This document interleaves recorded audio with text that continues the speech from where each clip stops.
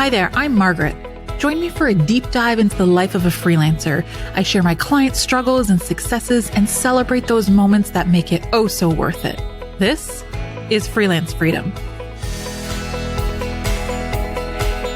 Hi everyone, welcome to the podcast. This episode is all about, is freelancing really worth it? But before we dive in, this episode is brought to you by Freelance Freedom Academy.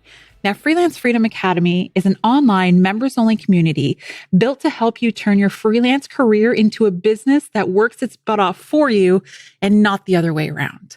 To get more information, go to margrafell.com/freedom. Now, even though this question may not be straight up asked all the time, it's definitely the undertone of almost every question freelancers have when they're first starting out. In today's episode, we're definitely going to dive into some pro-con lists and explore those at great length. But I do want to begin with a bit of a conversation. There's a lot to unpack in the title. Is freelancing really worth it? Now, that question alone brings up considerations that we need to dive into. First of all, what does freelancing mean to you? And what do you mean by quote unquote worth it? What this really drills into is what's your why? Now, there's a man named Simon Sinek who's an author and TEDx speaker. He's based his entire business on finding your why. So if it's an area that you want to dive into, and I highly recommend that you do, you can pick up his book, Start With Why. I have no affiliation to it. I've just read it early in my career and it was a big game changer. I believe it's available on all major platforms as well as the Audible version too. When you're beginning any business, no matter how big or small, you need to start with why.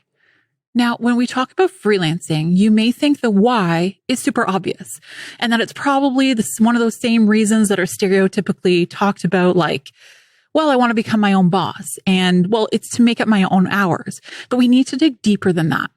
When was the last time you sat down and took a full inventory, a full audit of your life? Maybe never.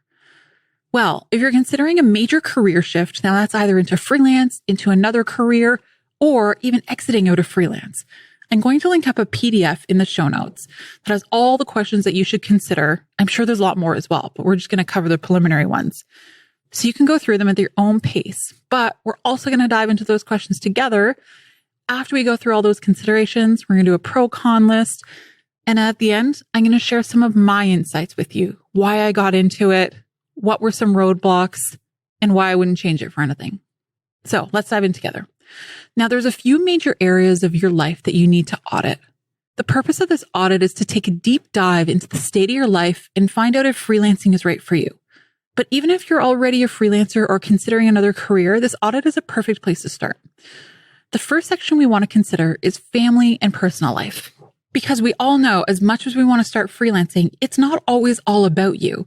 A lot of people have responsibilities outside of work, and we really need to take those into consideration because ultimately, and I may be in the minority here, but ultimately it needs to be a responsible decision to make when you decide to go freelance or when you decide to make any major career change. So some questions you can ask yourself are, do you have children or other family members that are dependent on you?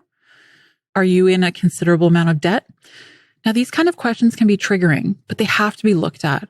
Listen, I'm the world's biggest fan and number one supporters of people following their dreams, but please don't put your family or yourself into jeopardy to do so. Now, there's a story we've all heard more than a few times. It's someone quits their job to pursue their dream and within 2 years is making multiple 7 figures doing what they love. And they all started just sleeping on their friend's couch. Well, it sounds romantic and it's definitely a catchy story, especially if you're a marketer. But this isn't the rule. This is the exception. And I'm not saying this to discourage you, but statistically speaking, most new businesses fail. But this isn't bad news. This is actually quite empowering. In the last episode, we dove into accounting. Now, Susan and I stressed that you need to know your numbers inside of the business. But this is correct for outside the business as well and before you start it. And if you're thinking of doing any career change, you can't avoid looking at the numbers. This is true with any kind of business, be it a solo freelancer or a larger company. You can't avoid looking at the numbers. Okay, so what numbers do you need to know? We talked about knowing your debts, but you also need to know your current income and your expenses too. It's not only about money, but we need to look at time as a currency as well. How many hours in the day are you currently working? How many are you sleeping? How many are you tending to household items or chores or other responsibilities like picking your kids up from school, prepping meals, doing groceries, laundry, and so on. And also be honest, how much time do you spend watching movies, trying to pick something on Netflix, not even actually watching it? Or how many times do you get caught down a YouTube rabbit hole and all of a sudden it's 3 hours later? We need to start auditing that and really being honest with the amount of time we have in the day. People's biggest excuse is, well, I don't have time. And you would definitely be surprised to see if you were to sit down and break apart how many hours you dedicate to each item in your life. You would be surprised how much time you do actually have. Now, I want to be clear that none of what I've mentioned is necessarily good or bad. We're merely taking an inventory of what's available to you in your currencies, both of time and money. I also want to mention that no matter how busy or in debt you are, you still have the ability to be fully self-employed, but the initial approach needs to take those factors under consideration. For example, instead of quitting your job and deciding to become a photographer, say, which requires a ton of equipment, software, travel, and a lot of time, you could start a part-time job as an apprentice with a studio, or even starting as a camera shop, just learning more about the equipment. The idea is learning as much as possible while being paid. If you're not in a position to quit your job and start from scratch, there are ways to do it, to learn more, to make the learning curve smaller when you do actually take the plunge. Now, that's the smart way to do it. Might not be as romantic as all these other stories you hear, but there's a responsible way to do things. The point of these questions we're discussing, when you want to figure out if freelance is really worth it, are meant to prompt you to make decisions and forge the path that works for you. Not every success, in fact, very few, need to start with someone throwing everything away and risking it all. We're here for sustainable long-term growth, and I hope you are too. Okay, that covers a lot of the life questions. So let's talk about your current job. The obvious question is, do you like it? Do you like your current job? And do you like it enough to do it while you build something on the side, your side hustle? Or do you need to get out of your job right now? If you need to get out right now, do you have enough money saved to sustain you while you build your business? And how many hours are you working? Do you have time outside of your day job to dedicate to a side business? Do you have evenings and weekends available to start building it up? Then come the questions about mental health. Now, this is super important. Is your current work environment pleasant? Is it okay to work with? How are the people that you work with? Do they support you building a business on the side? Or do you think they would be adamantly against it and you could possibly even lose your job? How about your family? Do you have the support of your family and your friends? Or are they dismissive of your ideas and just brush them off? Now, these are not reasons to give up. Remember, we're merely taking an inventory of your life. There's no judgment, but do consider that if you have friends and family that don't support your goals, it takes its toll on you mentally. And you need to either be willing to cut those people out of your life or not discuss it with them and cultivate a community that will be supportive. There are so many online communities, as well as therapy is another consideration that can help you get through the difficulties of owning a business. And let me tell you, there are a lot. If you don't have anyone to talk to, you really, really need to set that up. We live in such a pro-hustle culture. And to be honest, I love it. I love the pro hustle. A lot of people are going to argue with me, but I love it. It fits my ethos, but there's other ways to do it. And you need to make sure that your actions support your goals and your values, not your friends, not your families, not your parents, not your cousins, not your kids. Well, maybe your kids. This is your game. It's your life. And you need to take care of yourself and get the support that you need. Unfortunately, this often doesn't come from family and friends, but there are so many like-minded communities out there and ones just for you. Now, we've been diving into the topic of mental health a little bit, but very much at the surface level. I'm by no means a mental health professional. We will have one on an upcoming episode soon to dive into all things mental health and how we can support freelancers and entrepreneurs. I'll have a bunch of resources in that episode for you to dive into. Now, this covers a lot of the self-auditing questions that we can lead to get you to an answer of, is freelancing really worth it for you? So to recap, we want to find your why, audit your life and your inner circle, and establish pros and cons. That last one's the one that we're going to dive into right now. There are many other personal pros and cons, but let's just cover the big ones. Okay, let's start with the pros. Well, there's a few obvious ones to start off with. First of all, you are your own boss. Now, this one can be a pro and a con. Let's dive in. So you're your own boss in a sense of you get to make the rules. You get to decide what clients you take on. You get to decide how the business is run. You get to decide a lot about operations. There are some downfalls to that. The operational aspect is one of them. You need to be able to do anything because you are the only boss. And a lot of times in the beginning, that means doing your own bookkeeping. It means doing your own marketing. It means creating your own standard operating procedures. It means firing your own clients. It means doing your own client acquisition. And then, of course, doing your own client work on top of all that too. There's, of course, benefits to being your own boss and that you have the flexibility, but there are some downfalls as well in that there's no one with the proverbial shit hits the fan. There's no one to blame anything for. You're the end of the line. You're the last person. You're the only responsibility. So that one can have some pro and some con to it as well. Another con sort of in that same area is it's almost like you are your own boss, but on the other side of things, you no longer have a boss, but every client is essentially your boss. So you don't have a boss. Now you have 10 bosses. So there are some pros and cons that go just within that one itself, but let's check out some other ones. So another big pro, and this is probably one of the biggest pros that drives me, is its unlimited earning potential. So of course, there's a lot of factors in this as well too. And we'll have a whole episode on value pricing versus pricing by the hour and project pricing, all of that kind of stuff. But technically you have unlimited earning potential. That being said, you only have so many hours in the day. So there's unlimited earning potential, but there's a lot of opportunity to burn out while chasing that earning potential. So keep that in mind too. We are going to go into other episodes of just outside your initial freelance services. What are the other ways you can automate income? Now, we're not talking passive income because really there's no such thing, but we are talking a somewhat automated income. And that automated income, we'll go more into what that actually means in another episode, but basically we're looking at creating systems that allow people to purchase goods and services from you, and you don't have to be there and present every time a transaction happens. So that's what we mean when we talk about automating. And that can mean online courses, that can mean even some live workshops or some webinars, and there's some in-person aspects and some digital aspects too. So we'll talk a little bit more about that in an upcoming episode, but the overarching theme of unlimited earning potential is a huge one, and there's so many opportunities within that. So for me, that's the biggest pro. There's no commute. That's a pretty big pro. I live in the city. I live in downtown Toronto. The commute is crazy, and it's getting crazier by the day. I know people that spend 3 hours of their day just coming in 90 minutes to and from work. Now, maybe if you're on a train, there's work you can do, but if you're driving, there's not much else you can do. You can listen to podcasts like this one, but there's not much else you can do. So a lot of the time there's 3 hours of every day some people would perceive as being wasted. I don't think it's wasted because you can always continue to learn, but the no commute is definitely a huge pro point. For the next one, you can pursue your passion. So you can freelance doing almost anything.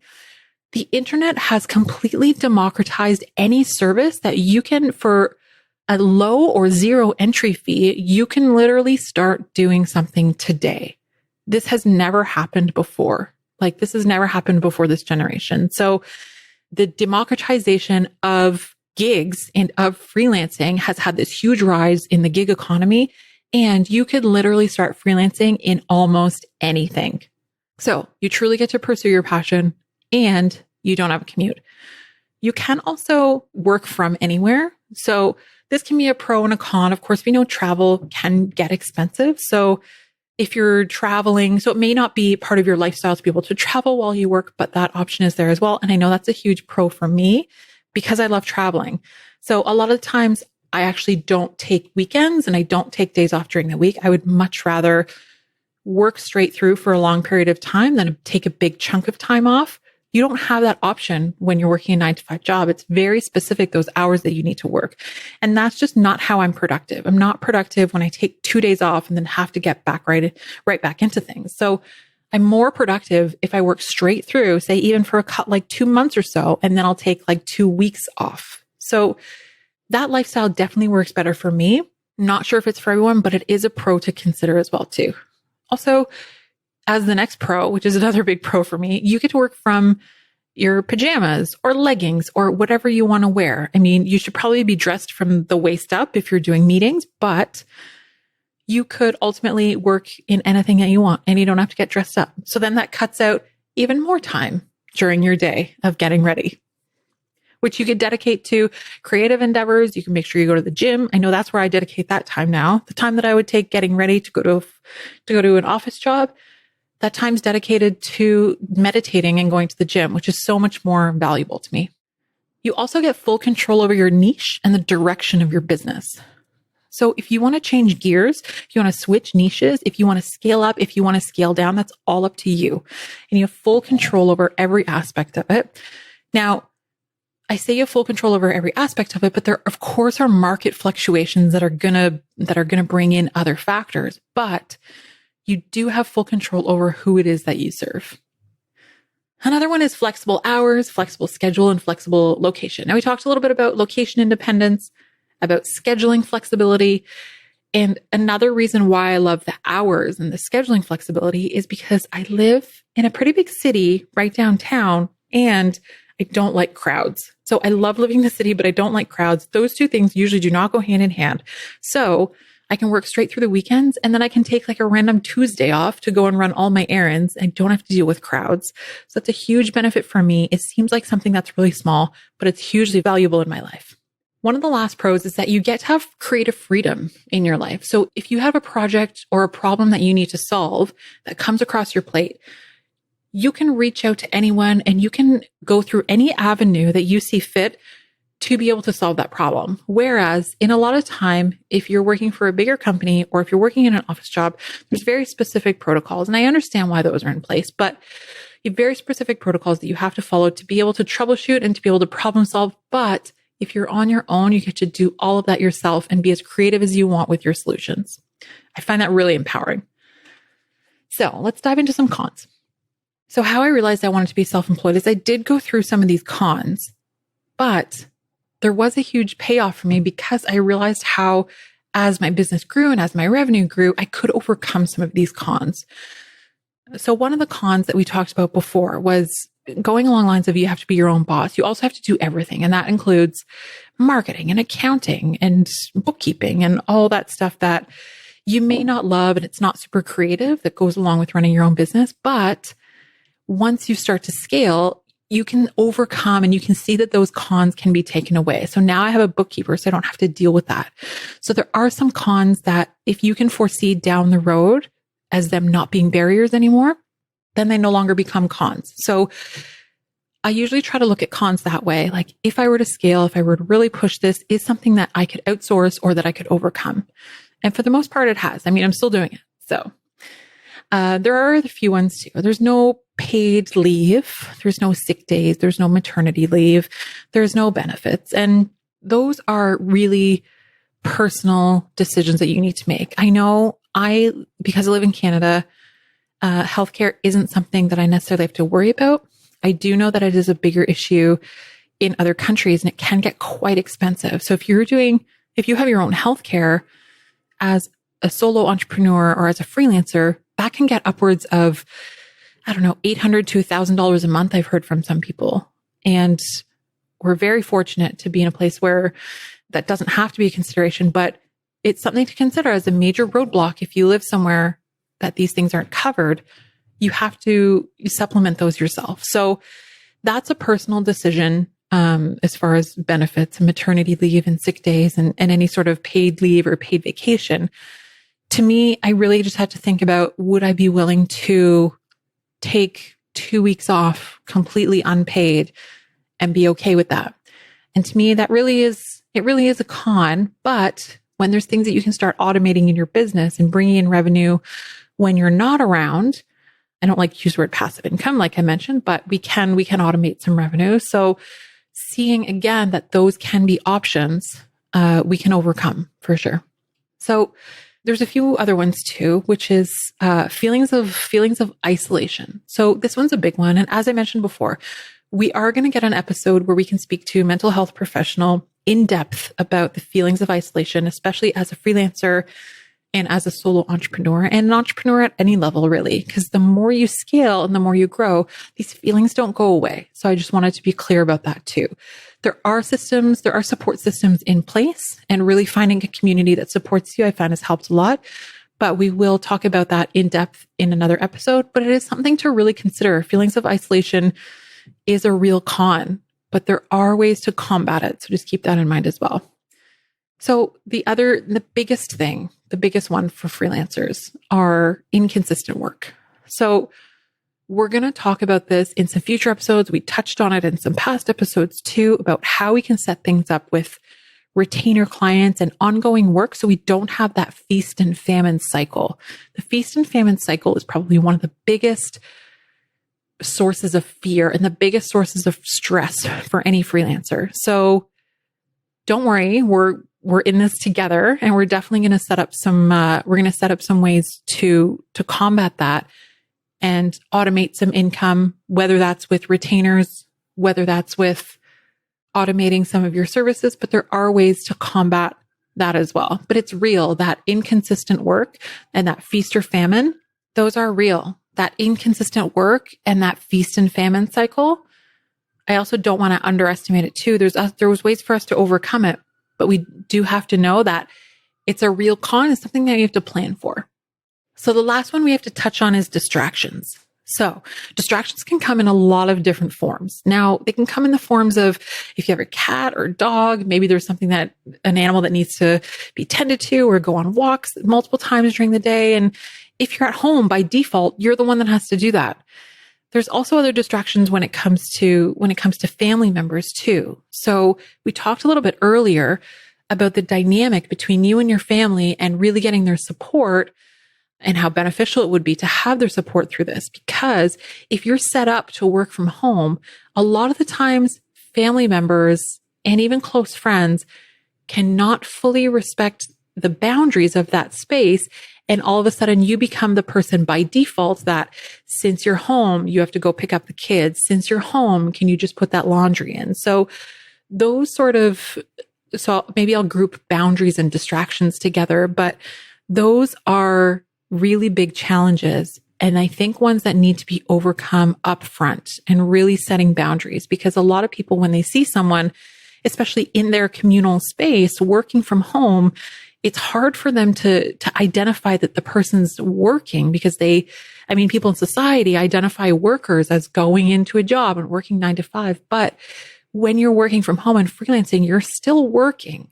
So it's very important to be clear with your family members about that boundary that you have to put into place, and putting in place before, really making sure that you're off the clock during these hours that you're working is super important. So distractions are another con as well. Boundaries can be another con too, because not everyone will fully understand those.